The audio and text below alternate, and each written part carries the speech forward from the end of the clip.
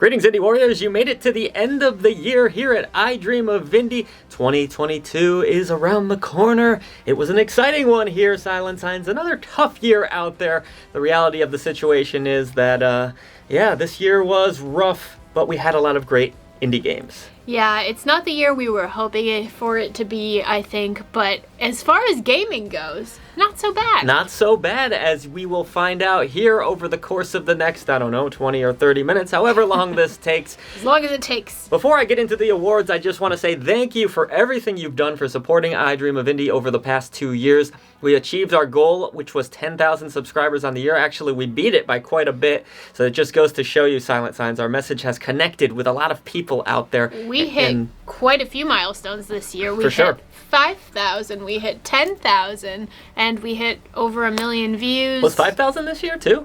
Yes. Wow, unbelievable. Yeah, it's just an incredible outpouring of support. But really, it's all been about that message, bringing a voice to the voiceless ones in gaming. We haven't had to rely on the clickbait titles or any of the gimmicky Patreon stuff or any of that. It's really this message that brings people together. I'm always surprised by that, SilentSigns, how much our love of video games comes through our videos themselves. And just really our sincerest thanks to all of you for being a part of this journey in whatever way that you've supported us, even if it's just watching videos or hitting a like, or if you've donated to our campaigns, or for even become an America. Indie Warrior. A huge shout out to all of the Indie Warriors this year. You do, in fact, keep the lights on here at I Dream of Indie. It means the world to us.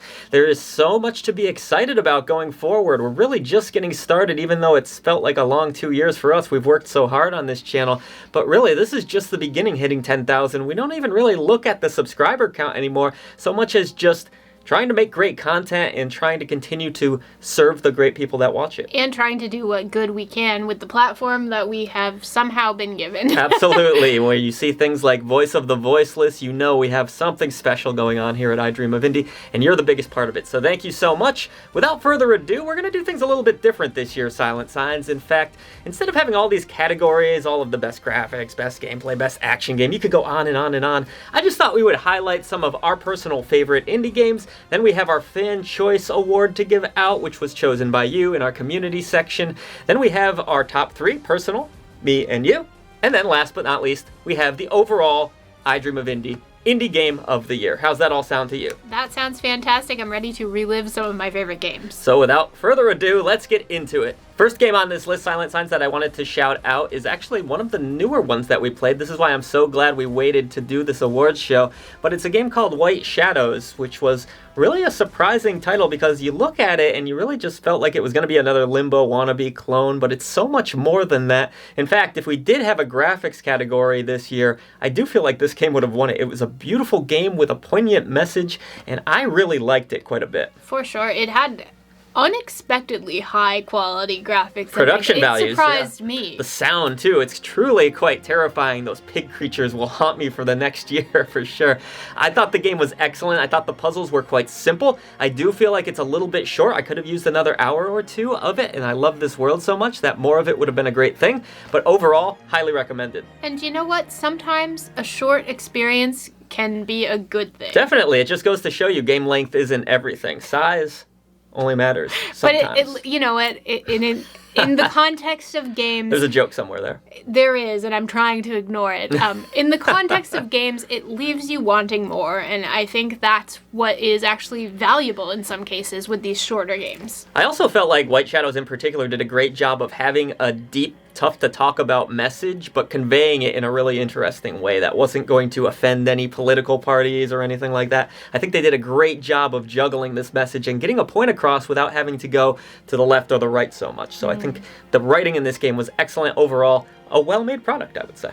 The next game we wanted to shout out was from a few months back now, Inscription, which, if you're familiar with our content or this channel or just games in general, it's a card game, which isn't our favorite. I was just gonna say, a card game on this list? How did this happen? I never thought I would see the day, quite frankly, but they did it. They made a really cool card game that is a little bit more than a card game. Yeah, it's a spooky, mystifying game. There's more than it to meets the eye, I guess you could say. Yes. It's really quite creepy and disturbing, and there's all these cool secrets littered about it. You have the developer that worked on Pony Island here, so of course you're getting some of that weird, creepy factor in this one as well. And I liked the card aspect of it as well, which is probably the most surprising aspect of this whole thing. Yeah, I don't do well with card games, but this one I had no problem getting into and understanding. They do a good job of teaching you while at the same time setting up the story and just creating this really disturbing environment. And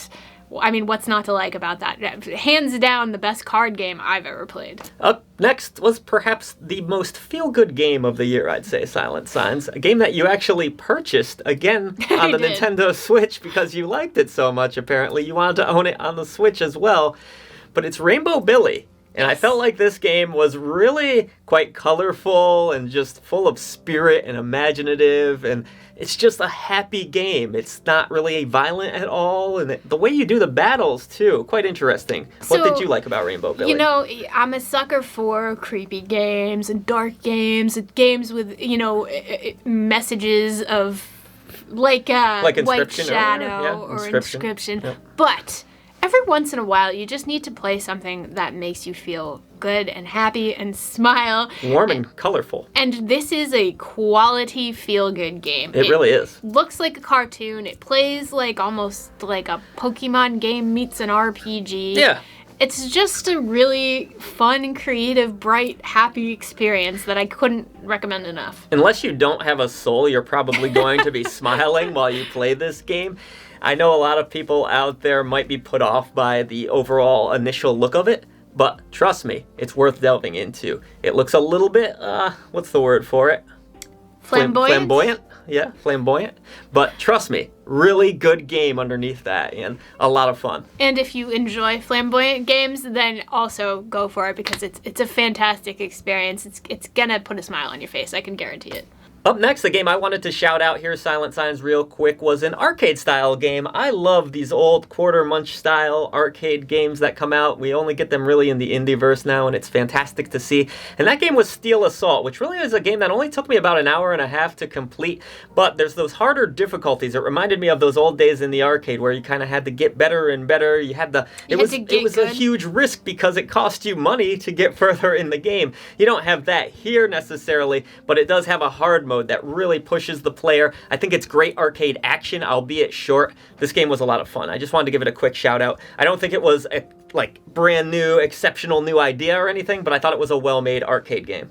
Another game that I really wanted to shout out this year is Night Reverie. Now this one is a really cool pixel art style game with some really fun characters, a nice little story, and I don't know, this one also just kind of made me cry a little. I feel like this is a game a lot of people slept on too. I don't feel like it had a lot of marketing behind it really, and I just have a gut feeling a lot of people missed out on this one. I guess what I'm trying to say with all of these games is I really like games that evoke emotion well. So whether that be fear or happiness, or in this case, maybe a little bit of sadness, I think that if you can effectively evoke emotion from me, I'm going to enjoy the experience. That's one of the key components of a game, being able to evoke emotions out of the player and make them feel something, perhaps the most important component. Absolutely, and this is no exception. I really liked this game. The big cat, I have to say. There's a big cat in it, which helped, okay? But overall, it's also a game that I just recommend playing through in general. Not particularly challenging, kind of like really light puzzles, but a nice experience. I'm noticing a trend here, too. The shorter games are the ones making the list, so it just goes to show you again, right? Sometimes when you can just play through something and get the full experience, feel of it, right, and, you know, remember it all, that helps. Not to say there isn't something to committing to, 40, 50 hours. No doubt. And, woo, I made it to the end of that thing. Wow. It shouldn't feel like work, though, at the end, right, bottom line. But no, I like Night Reverie based on what I saw. This is one I actually want to go back and play at some point. So, good choice there, SilentSigns. All right, I had to include this one. It was actually almost on my top 3, but the game is Unmetal. And I absolutely loved Unmetal. I thought this game was hilarious. It's a throwback to the classic Metal Gear games. I'm not a huge stealth fan, so it's another one of those weird ones on this list where I'm not necessarily a fan of the genre, like Inscription, but I loved it so much. It has the retro style to it, the humor. It's clearly making fun of the old Metal Gear games, but has a lot of fun with that whole theme. Some people didn't like that about the game. I laughed my butt off in this one, and I think it's a well-made game on top of that. All right, Silent Signs, this is a game that I feel like a lot of people didn't like, in at least like, reviewers, critics, from what I've heard, what I've been told, but you really enjoyed it. It had a special place in your heart this year. That game was Skatebird. Yes, I like birds. When I was young, I used to like Mort the Chicken, which is a game that I'm pretty sure no one else on this planet played. And I'm pretty sure it's a bad game, too. But it is. Skatebird's not a bad game. But Skateboard, I, for one, enjoyed. I had a really good time with it. It's a very Tony Hawk. It's like mini Tony Hawk with a bird. Intended style skateboarding game. It is not a robust game. It's not a huge game with tons and tons to do. But you can put hats on your bird. And really, that's why we're all here. Tony Hawk with birds. That's pretty cool in my book. I mean, Tony Hawk. I got your back on that one. I liked Skatebird as well. I liked it a lot. I had fun with it. It's, I don't recommend marathoning it for hours at a time, but if you want to have a little nice throwback skateboarding game, throwback for sure. 32-bit style thing. Yeah, I liked it too. This one kind of surprised me, Silent Signs. I quite enjoyed this game. It's called Unbound Worlds Apart Golden Genie Lamp Winner. Yes. Cool game here. Really Very neat, cool game. Simple concept. Not an original concept necessarily, but they executed it quite well, switching between worlds. Yes, very smooth platforming in this game, which is so important when you have a precision platformer kind of like this one. They had this, as Old Gamer Joe was mentioning, dimension shifting. And there were different dimensions with different abilities, and I thought that was really really like a well-designed game, just the way the levels were laid out and the maps were laid out and everything. I was never bored with it. I think it's an excellent sleeper, and I think, again, a lot of people probably didn't play this one, but you should. Yes, check this one out if you haven't heard of it. Next shout out I want to give here, Silent Signs, is a game that, again, surprised me a little bit. I looked at it on the surface and said, I don't know if this game's going to be very good, but it actually was a lot of fun, particularly in co-op. The game's called Trigger Witch. You remember playing a little bit of this one with me? I do. I like it. Simple shooter. You're just going through levels. There's really not like any complex systems to it. You play as these witches. It's quite violent. There's blood flying everywhere. Just good classic arcade style fun. Good bloody fun. A bloody with witches, good time. too. The best witch game we played this year. We played Witch-tastic as well, if you recall. We played quite a few witch games. Is Witch a sub-sandwich place? Isn't it? I think I saw one recently near the venue I was seeing a show. Witch. Witch, yes. It is a sandwich shop. One of the best games of the year, hands down, one of my favorites, Death's Door. Not much needs to be said about this one. Great open world 3D adventure title here. It's been talked about probably by pretty much anyone in games media at this point, how fantastic this game is. What a wonderful graphical presentation, amazing soundtrack, smooth gameplay, fantastic experience. Can't recommend Death's Door enough. Now I'm hungry for another indie title here, Silent Signs. What's your choice here? Alright, well, I'm gonna order up some Bear's Restaurant because this one also had me up in my feels. I'd say the saddest game of the year, too. By far the saddest game I played. Highly recommend, but you have to be in the right frame of mind to play it because it is pretty... it deals with some very heavy subject just to matter. give you the basic premise here. So you are in Bear's Restaurant, right, where he will cook you your final meal because you have died. That's my understanding of this? In Bear's Restaurant, yes, they serve people their whatever request that they choose as like their favorite meal from life in the afterlife. I thought about this a lot too in life. What would my final meal be? I just think about it constantly. It's a really interesting concept, and it was very well told, and kind of like catches you off guard too with the cutesy art style as well. So you weren't really expecting this dark, deep story, but no, Bear's Restaurant, really cool game. Check it out. Here's another one, Silent Signs, that I quite enjoyed, and I think you did too. Strangeland. In fact, one of the best games of the year, in my opinion. Perhaps the best, we'll have to see later in the show. But Strangeland was so eerie and so spooky and so unsettling and had such an amazing art style.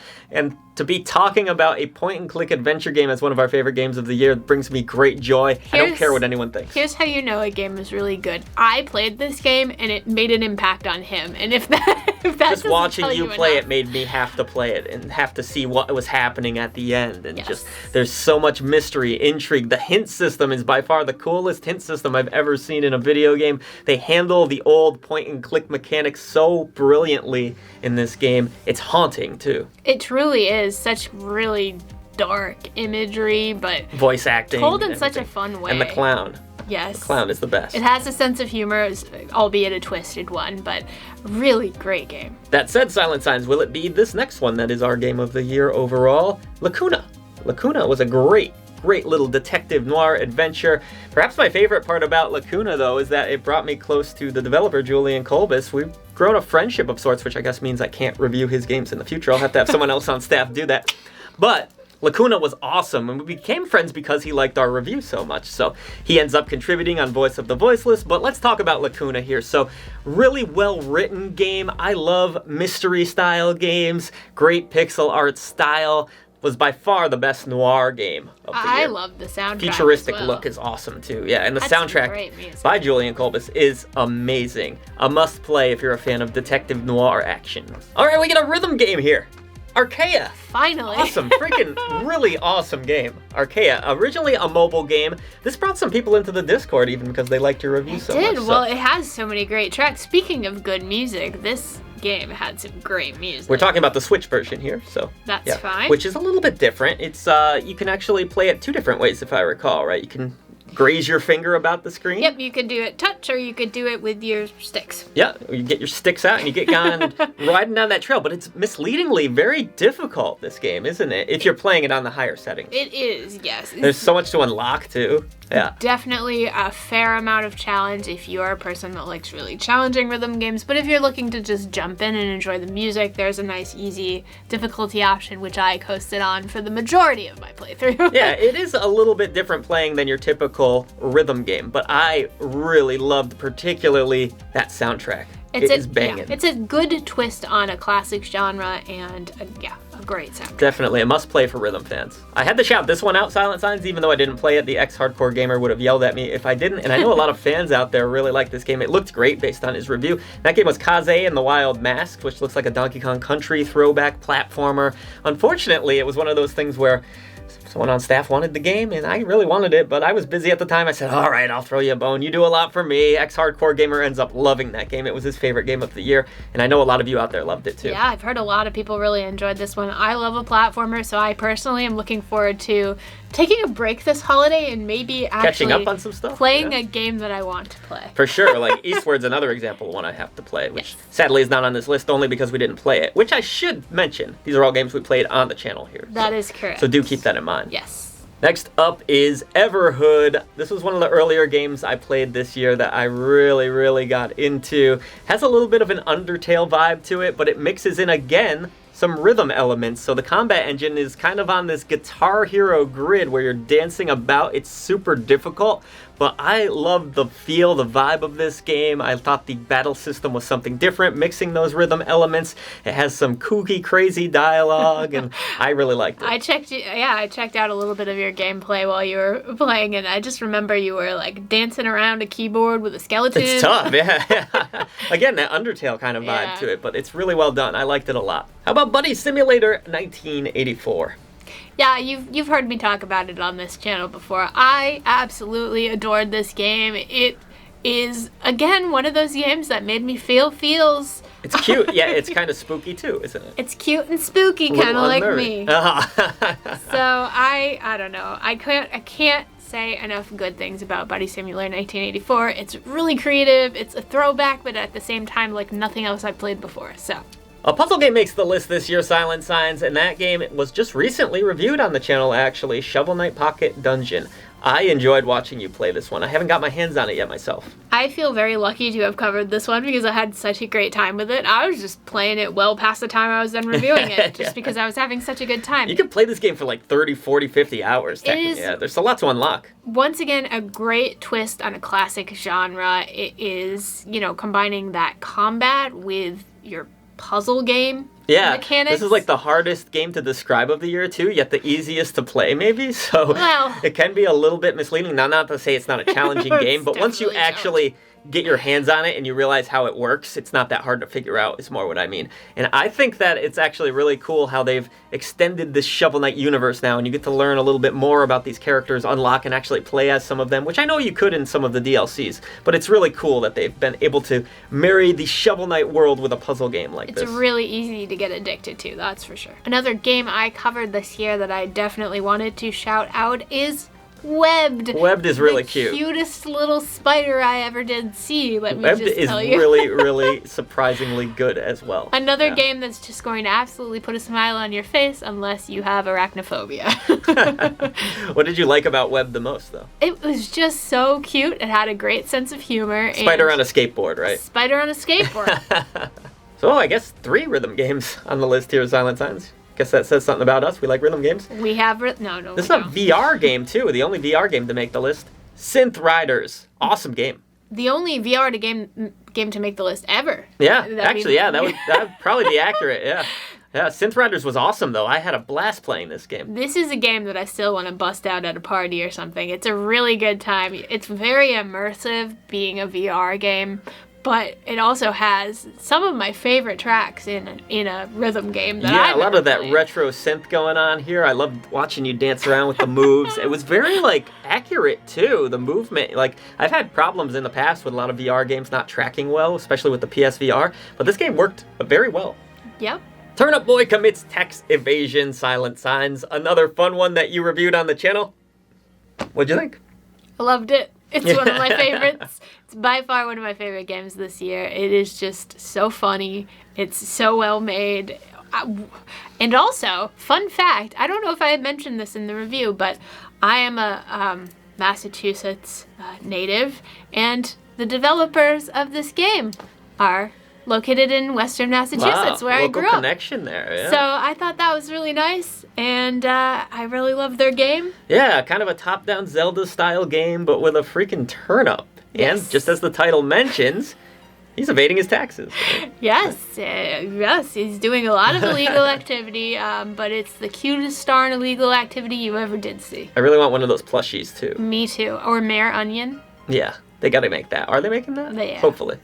Last on this list before we get into the main awards here is Cyber Shadow. This game came out right before the Golden Genie Lamp was launched on this channel, which is something I'm really proud of. The Golden Genie Lamp of Approval is a really cool way to honor some of the best indie games. It helps us to organize these awards shows too, and it's not all these convoluted numbers and it's not complex. In fact, we've polled people on if they want bronze, silver, gold lamps, and no, we like the simplicity of the Golden Genie Lamp, and I agree with that. So we hope you enjoy it as well. But no, Cyber Shadow was an awesome little 2D NES retro throwback to Ninja Gaiden. It plays fantastic. It is super difficult. It looks great. It sounds great.